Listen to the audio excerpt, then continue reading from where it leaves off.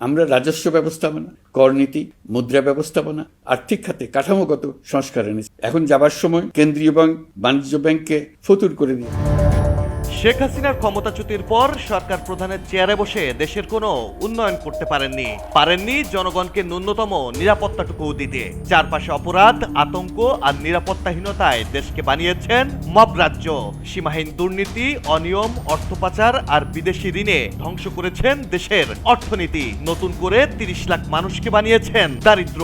বাংলাদেশকে আরেকবার বানিয়ে গেছেন স্বাধীনতা পরবর্তী পাকিস্তানের ফেলে যাওয়া সেই তলাবিহীন ঝুড়ি।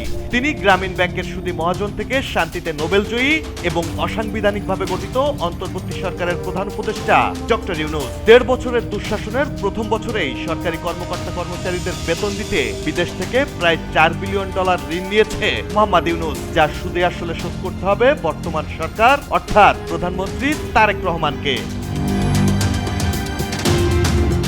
অর্থনৈতিক বিশ্লেষকদের মতে এটি হতে পারে অব্যবস্থাপনার এক বড় উদাহরণ। অর্থনৈতিক সম্পর্ক বিভাগের এক প্রতিবেদনে উঠে এসেছে চাঞ্চল্যকর এই তথ্য।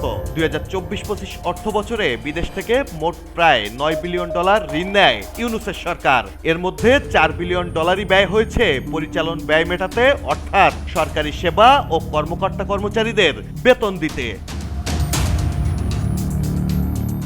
অর্থনীতিবিদরা বলছেন, সাধারণত বিদেশি ঋণ নেওয়া হয় দেশের বড় ধরনের উন্নয়ন প্রকল্প বাস্তবায়নের জন্য, কিন্তু সরাসরি উন্নয়ন খাতে না গিয়ে যদি সেই অর্থ চলে যায় বেতন ভাতা মেটাতে, তাহলে তা অর্থনীতির জন্য দীর্ঘমেয়াদে ঝুঁকিপূর্ণ হতে পারে। বিশ্লেষকদের মতে স্বাধীনতার পর থেকে বাংলাদেশ এখন পর্যন্ত মোট $14.5 বিলিয়ন বাজেট সহায়তা পেয়েছে। অবাক করার মতো বিষয়, এর $4 বিলিয়ন এক বছরে নিয়েছে শুধুই ইউনূসের সরকার।